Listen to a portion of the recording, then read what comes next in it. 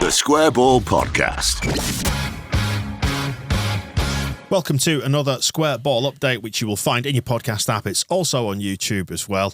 Levi's Listers bring you this one. No Michael today, so he can't dazzle you with an amazing read. So I'm happy to say you can get a 10% discount on wills, probate, conveyancing, lasting powers of attorney, that sort of business. You know what they do. Exciting time for us as well. We're just waiting for final sign-off to see if Levi's will renew for their testimonial year. Are you looking forward to that? A full house for Levi's? Are we going to have a match? I think we should, yeah. Who would we play? Levi's. Square Ball versus Levi's? Yep. Absolute kicking match. Bring Oddie back. 10% discount on their full range of services, which you'll find at levislisters.co.uk/the Square Ball. I don't think there's anything about a testimonial match on there yet, but we can work on that. Down with Chris Mack and with Rob as things start to kick into action, gents. We are sitting here in mid-July. We've got a new away kit, which looks very nice indeed. Riff on the blue Nike one, the Strongbow kit from some years back. Really like the launch video there. We've got Longstaff in for a medical today as we record. We have agreed terms with Anton Stach. Fee to be sorted with Hoffenheim. Paixão could be on the way from Feyenoord as well. One of the sexy signings. So where do you want to start? Well, I did look up that Paixão's name translates into English as passion. Right. I feel like the Leeds fans will enjoy that. Mm-hmm. Igor Passion. Igor Passion. The Brazil international. But yeah, I was seeing it was Graham Smith, wasn't it, reported on Wednesday that Leeds have presented their project to him, which sounds like they're just begging him, basically. But I saw on Wacko's transfer thread people basically saying, don't watch his highlights because you will become immediately attached to him. Have made that mistake, already want him, and if we don't sign him, it will be the end of my world. Yes, I did watch his top 5 goals for Feyenoord last season, and they are very sexy, all of them. So yeah, sign him, play him ahead of Dan James. I don't care about any of them anymore. I just want him. I think he's to the left, isn't he, though? Whereas Dan James will be on the right. Yeah, he would be probably a direct replacement for Manor Solomon then. Mm-hmm. Would have said so. Yeah, would have said so. But yeah, his highlights package, if you haven't seen it, wow. I mean, I know YouTube can deceive you when it comes to these sort of things, but he likes to cut in and just boot it really, really hard into the net, loads. Yeah, I think he was mentioned a while back, and I remember on here saying about him, watching him play for Feyenoord against Milan in the Champions League, and he was brilliant that night. I don't think he scored, but he was definitely man of the match. I'd never heard of him before that, and just thought he's a really good player, but you never really expect Leeds to be linked with somebody of that quality. I mean, I hate to fall back on Big Sam's expertise, but was it Big Sam who said that when he came into Leeds, like in the Premier League, you need some sort of 1 or 2 match winners, world-class players within your squad to elevate you? The rest can be sort of quite workmanlike. Very tall.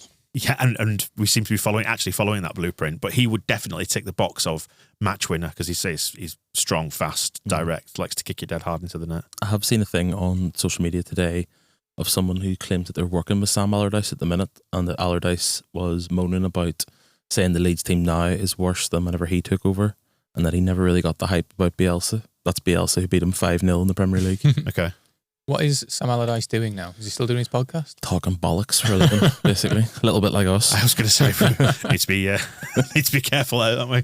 But yeah, I really, really like the look of him.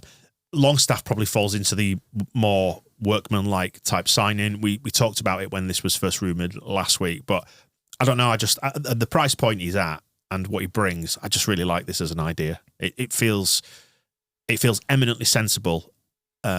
Behaviour by a football club that isn't noted for doing sensible things. It's more for me just a relief that we're not going to miss out on a player that we've clearly identified as someone we want and someone that could improve the team for the sake of £3 million. Yeah, which felt like when there was talk last week that the deal might be off or the interest was cooling, that a deal couldn't be agreed. It was like, doesn't feel like a massively expensive one. So if he's there to be got, just go get him for the sake of an extra £3 million. It was reminding me of, different standard of player, but Lewis O'Brien, when it was like, we needed a midfielder desperately. He seemed to be the one that they identified, and it was like, we're not actually going to pay the money for him then. It's like, well, what's the point? Don't miss out on a player if you think that is a solution to a problem. So for the sake of an extra £3 million, again, it still seems very sensible. Yeah. And you're not throwing money around like confetti. I think it's, by the sounds of it, the deal just stuck on just them wanting a bit more money up front. So we've obviously met them about what they wanted around their demands, and yeah, it's going to happen. Yeah, it looks like a really good signing, and I like the sort of size of the and scale of the business that we've done so far. It feels sensible within the amount of churn that we're going to have to experience this summer. number of players that are going to have to come in. If it's a case of saving some of the big fees for the sexy winger and the number 10 or striker or whatever, then so be it. I think you can't really argue with the value you're getting out of someone like Longstaff with all that Premier League experience. Yeah. You don't really get a Premier League centre midfielder for less than 25 million these days, so take it if you can get it. Mm-hmm. Although, do you remember the last midfielder that we signed from Newcastle? Are we Vernon Anita? Oh, well done. Well done. Well done. Well, I was never quite sure what Vernon Anita was because we didn't really see enough of him to formulate this opinion. In fact, I think this is repeating the conversation we had on the members show because we're doing Victor's transfer tombola, where we're ranking all the signings that have that were made under Victor Orta, hit, miss or maybe, and we've covered off Anita, and I think this is basically what we said. I don't know what he did, don't know where he went, don't know what's happened. I think we say midfielder, but he played left back basically for us, didn't he? Yeah. And is he a hip hop artist as well? Did he release a song? I seem to remember. Could well have done. So yeah, more of that than being a midfielder.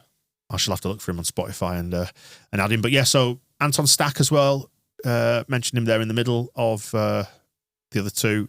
Looks again to be another astute signing. Again, at the price point they're talking about, somewhere in the 17 million, 18 million pounds, 20 million euro ballpark. The reporting from Germany was suggesting that whilst there's interest, I think it was Stuttgart, wasn't it, who was said to be interested in him, that the feeling at Hoffenheim is he would end up at Leeds. And again, it's one of those names where it's felt like there's been a sort of quiet confidence in the background that him, along with Longstaff, will end up at Ellen Road. And yeah, another giant for the midfield, 6'4", but he's actually statistically, his numbers are great. Yeah, he looks very slick on the ball for someone who's so big. Good feet for a big man. His YouTube highlights aren't as exciting as Paixão. It's a lot of him just intercepting the ball. Some more winning of throw-ins like Goodmanson. But yeah, I found out I think it's his siblings are both basketball players, which explains why he's so tall. His dad was a decent tennis player, I think. His dad's actually a football commentator. And when Stach made his debut for Germany under 21s, his dad was commentating and he came off the bench and his dad just said, "Right, don't embarrass me now, son." That's great. Go on, son. Go on, lad. It's almost verging on the Go on, Gary Speed commentary, isn't it? Anything else in terms of transfers you want to cover off, or should we now move on to how good we're going to look in our away kit when we beat Arsenal? On the TV, it should be said, all three of the first three games are on telly in the UK. Yeah. So we've got Everton is the Monday night game, the 18th of August. Arsenal away has been moved to 5:30 on Saturday, the 23rd. Same time slot for the Newcastle home game the following Saturday on the 30th as well. Obviously, times will be different around the world. But yeah, the 5:30 kickoff. 5:30 kickoff on a Saturday is always a weird one. I've no real good memories of a 5:30 Saturday kickoff, but it feels like it should be a good time for a match. Yeah. A long preparation in town is what you're thinking. Yeah. Well, it's got all the potential. I mean, it'll be light, won't it? Because we're obviously at the tail end of summer, but it feels like it's the football under the lights type feeling, but it's a Saturday rather than I've got work tomorrow. Arsenal away would be good on a Saturday. Day trip to London. Yeah. Another 3-2 in that kit. That'd be nice. Mark Viduka, we know, has been in Leeds recently, if he's going to be our new striker again. But yeah, the kit's very nice, isn't it? It's lovely, isn't it? Yeah. It's launched today at the time of recording. Yeah, I really, really like it. I think where they've possibly fallen a bit short with a bit of an ordinary home kit, the away one, I think, is great. But then again, I am of that age where I can remember the first iteration of the blue and yellow kit. I've still got the blue and yellow Strongbow one, so it's tapping in me. It's tapping into all my nostalgic feels. I did see a tweet today from someone who was probably my age saying it's frightening when your era is becoming nostalgia. And yeah, I did have that dawn on me this morning. But I think also just the effort they've put into like the launch video in comparison to the home shirt launch, like that video. I know you can get too, you don't want to get too tied up in these things, but that video is probably the best thing Adidas have done since they've partnered with Leeds. Yeah, and it goes to show as well, we were talking about how the home kit is almost dominated by the Red Bull logo, which I suppose is exactly what Red Bull want. It's the thing that jumps out to you from that shirt. By toning down the colours, it looks like we seem to have got into some sort of arrangement with them whereby we're allowed to change the logo colours on one shirt out of the three. So I imagine that if we get the rumoured black third kit, you're going to get the normal Red Bull logo on that and it'll stand out. But to have it done yellow on the away kit, just so it's not quite as dominant, it makes it a lot more kind of cohesive, I think. Yeah, I find the red of the Red Bull logo quite jarring, and it's not because it's red. I just don't think it fits. It just doesn't look right on a Leeds shirt with the white. It just doesn't. I don't know. Which I suppose is why the Red Bull clubs, as a rule, go for white and red as a colour palette, because it then does go, doesn't it? Yeah, But no, I like it. On the theme of nostalgia as well, seeing a lot of 2006 Adidas jerseys being rebooted this year as a retro thing, and then I realised next year the 2006 World Cup was 20 years ago. That can't be right. And I feel like I'm going to have a breakdown. Yeah.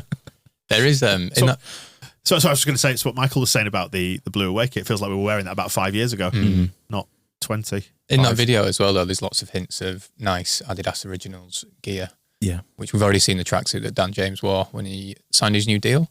And there's a few more shirts and stuff in that video. So it'll be interesting to see if they actually release those.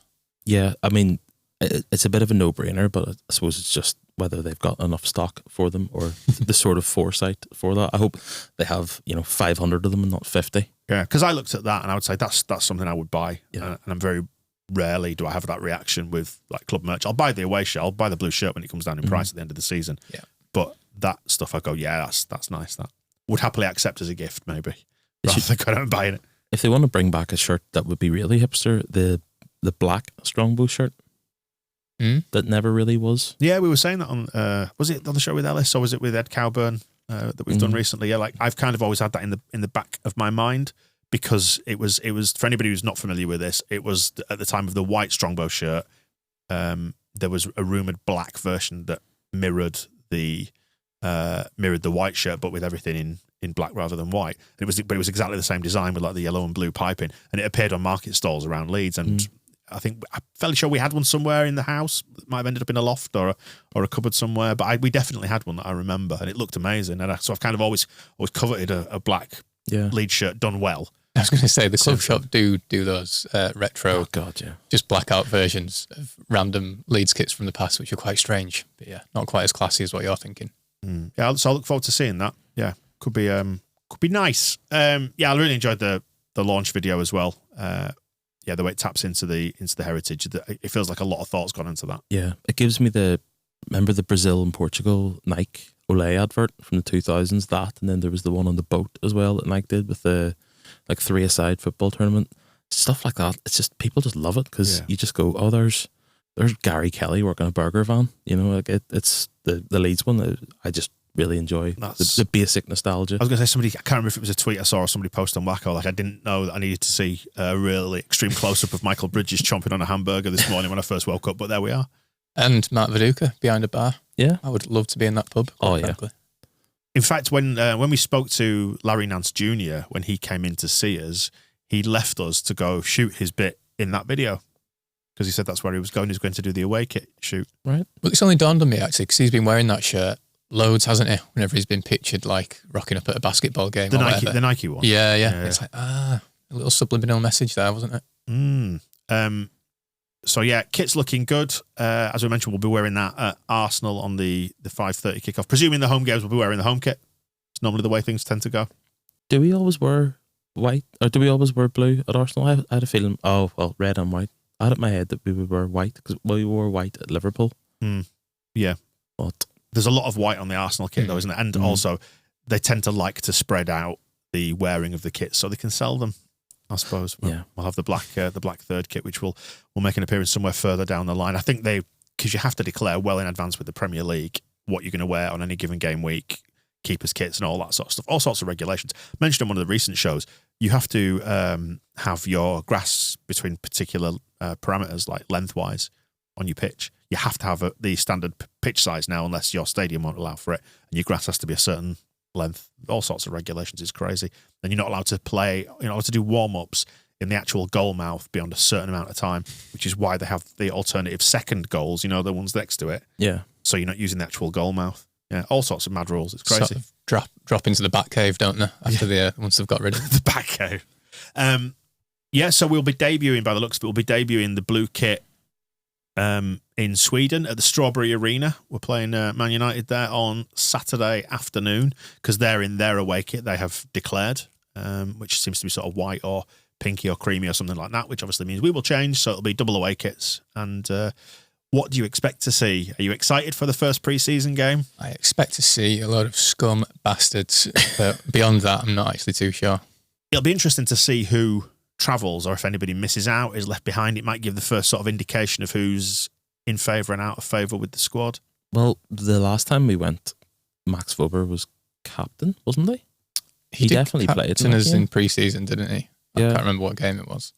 And like you had like the likes of Chris Moore playing in that game. But I think Man United had a load of children out as well.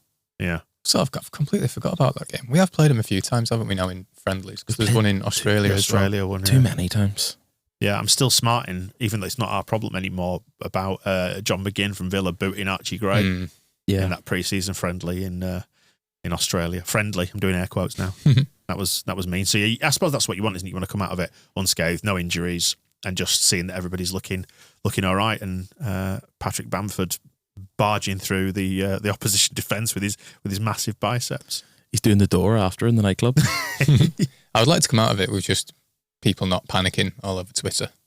I think that is sort of the goal for pre-season in general. But yeah, I've just seen Scum, they've signed Cunha from Wolves. That's like their only major signing. They've done that now. I believe so that's been done a while. It's Mbeumo, I can't say it, Mbeumo from I don't think they've got Brentford. him yet, have they? Because Brentford, I think, keep cranking the price up there, which is Quite right. But yeah, Cunha's the guy who got annoyed with the Leeds fan at Molineux when he nicked the ball off him, didn't he? Which we did a blog post about. So yeah, maybe just if the ball goes into the stand, any Leeds fans, just keep it if he's coming towards you and he'll lose his head. He is quite a hothead. Who was it, Ipswich, where he knocked the guy's glasses off and he got suspended last season?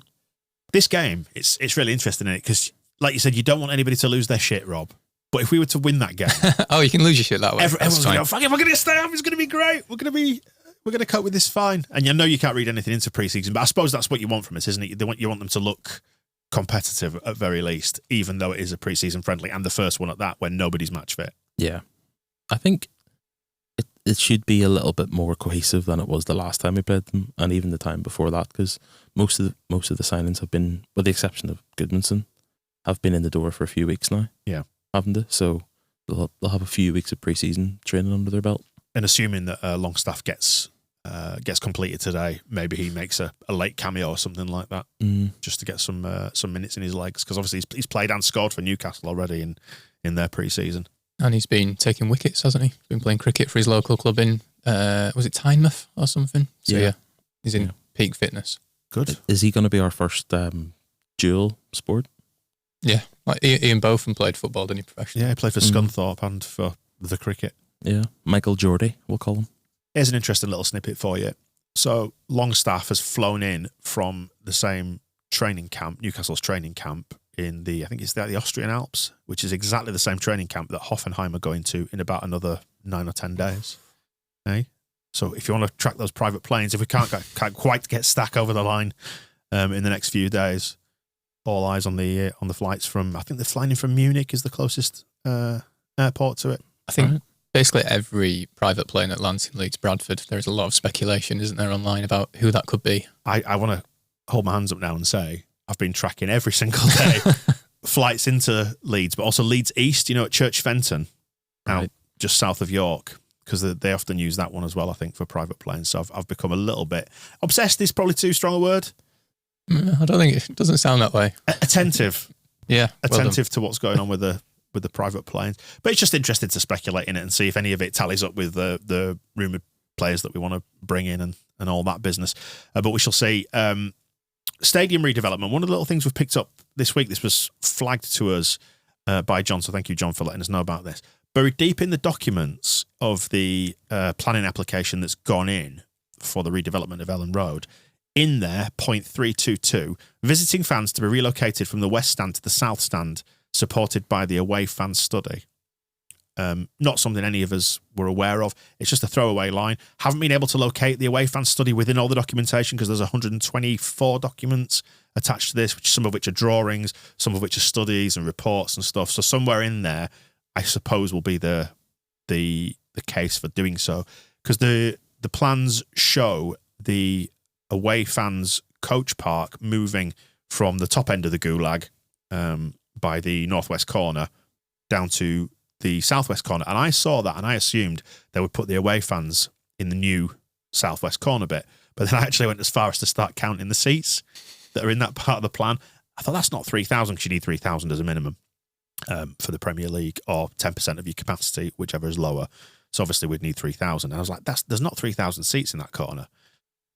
So it now adds up that they're going to potentially move them to the south stand and presumably put them. It'll certainly be in the west half of the south stand if they are to divide it. So, what are your thoughts on that about taking up what has become a fairly hardcore Leeds bit in recent years when they redevelop? I don't know if it's that. It's more the sort of clandestine way that this has been done. It's just been dropped into a document, basically. There's been a study done, Chris, an away fan study. Well, it was part of the survey, wasn't it, that went out asking where would you like the away fans to sit. I can't imagine many people who currently sit in the south stand would have replied the south stand.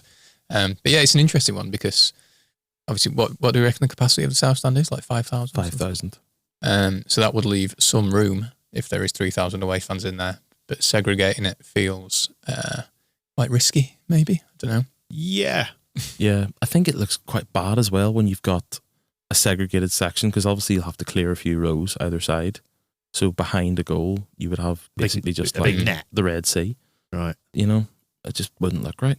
Right, no. It also, though, frees up those seats in the West Stand, which means given away tickets in the Premier League are capped at what, £30? Yeah. The club can then shift some of the most expensive seats in the ground. They could start selling them. I was going to say the financial case for it, especially given, and again, I went through all the plans and sort of looked at how the access is laid out and the various lounges that there are. Yeah, they're going to be putting our fans in there because you can charge twice as much as the away fans. I don't know why I didn't think of that before. But I saw the away coach park, which, by the way, on the plans, it's quite interesting.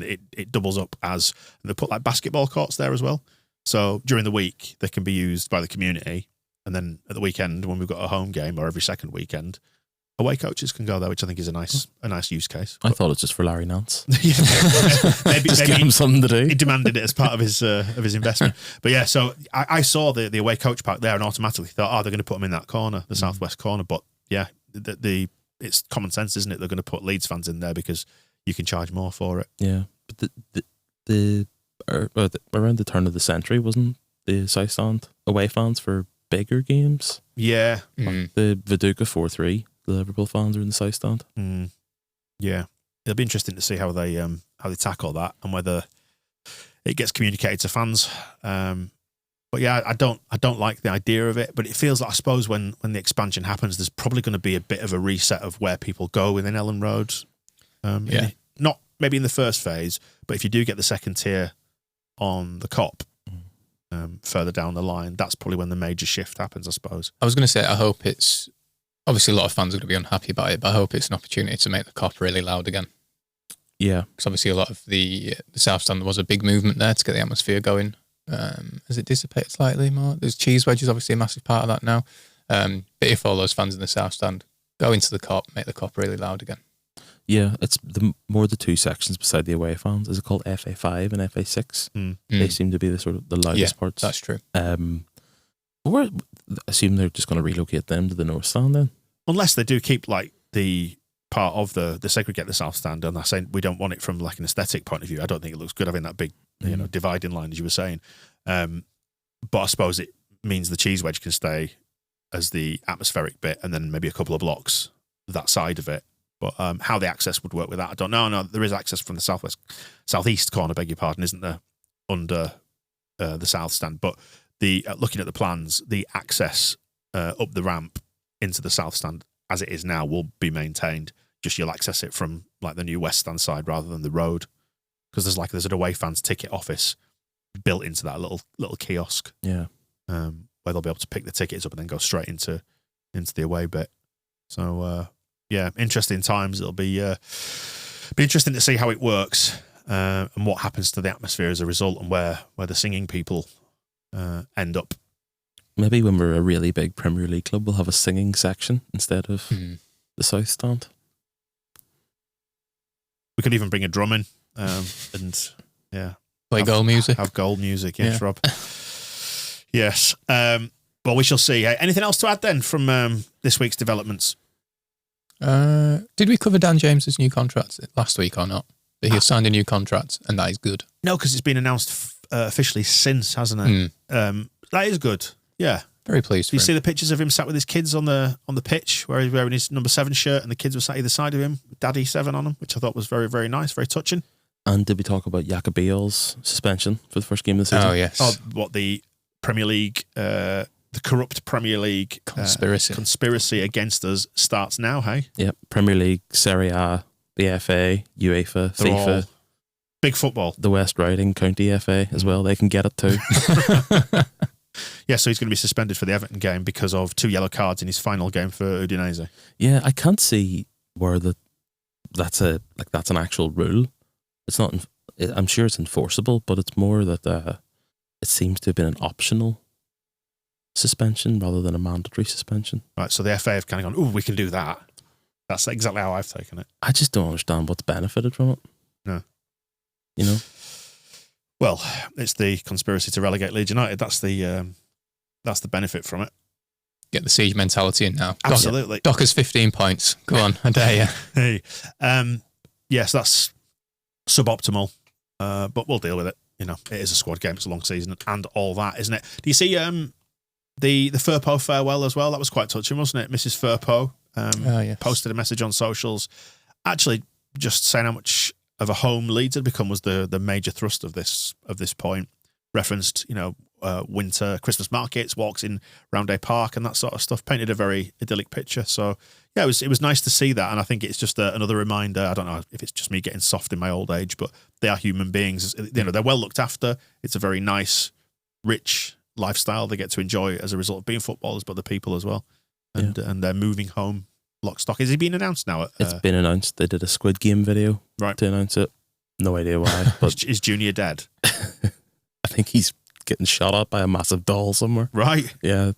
I don't know. I don't get unfortunate. I've not watched La Liga for a while. But is that what happens? Yeah, they try to sex it up a little bit and make it more interesting for TV. Yeah. Well, good luck to Junior. Like I say, it feels like the right time to part ways, but I couldn't help but have it tug on my heartstrings a bit when I read that message. I went to see Through It All Together last night.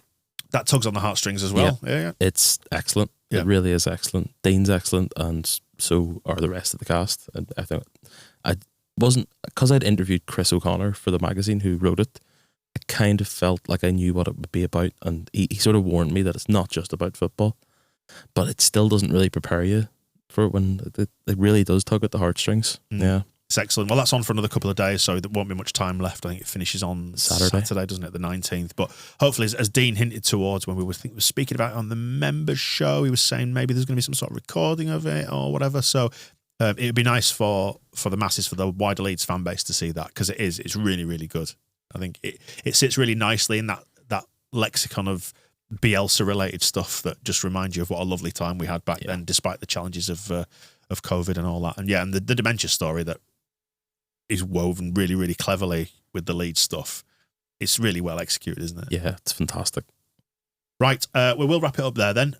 Well done, Dean, on your play and everybody in it. I like to think that we gave them the springboard for that success in many ways by having a podcast. It features in the play. Oh, yeah. Those podcast characters. There was a moment in it, I don't really want to give too much away, but I was like, yep, I've seen that face before after a loss. Yeah, sorry about that. Right, we'll be back with more next week. We'll reflect on what happens in Sweden somewhere in the first half of next week, and hopefully more signings to report on. And in the meantime, we'll speak to you soon. The Square Ball Podcast.